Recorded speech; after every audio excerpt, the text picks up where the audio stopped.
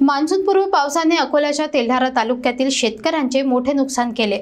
हिंगणी गावात ज्वारीला कोंब फुटून पीक अक्षरशः मातीमोल झाला। शेतकऱ्यांनी सरकारकडे नुकसान भरपाई आणि तात्काळ पंचनाम्याची मागणी केली आहे।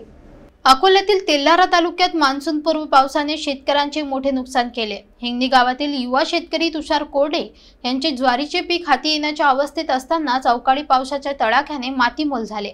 काळवंडलेल्या कणसांना कोंब फुटून आता ते विक्री योग्यही राहिलेले नाही।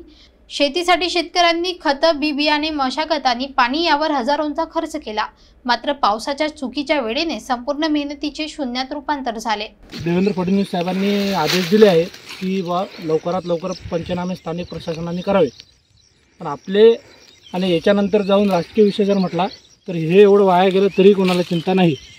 आणि आदरणीय कोकाटे साहेब म्हणतात, जे कृषी मंत्री आहेत दाखवकडे, की पीक कर्ज कशासाठी घेतलं जाते, तर पीक कर्ज याच्यासाठी घेतलं जाते साहेब की या सगळ्या वाया गेलेल्या पिकाच्या छाताळावर पाय ठेवून पुन्हा हे वावर तयार करायचं आहे, त्यासाठी पीक कर्ज घेतलं जाते। कोणतेच लग्न समारंभ करण्यासाठी पीक कर्ज घेतलं जात नाही। हे एवढं वाया गेल्यानंतरही हे वावर पेरावं लागेल, हे वावर तयार करावं लागेल।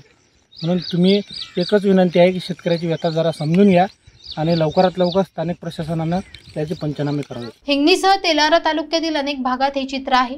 सुमारे शेकडो एकर उभी राहिलेली ज्वारी कोसळली, यामुळे शेतकऱ्यांचे आर्थिक गणित कोलमडले। पुढील खरीप हंगामासाठी बी बियाणे खरेदी करायची तरी कशी, हा प्रश्न त्यांच्या समोर उभा ठाकलाय। शेतकऱ्यांनी शासनाकडे तात्काळ पंचनामे करण्याची आणि आर्थिक मदतीची मागणी केली आहे।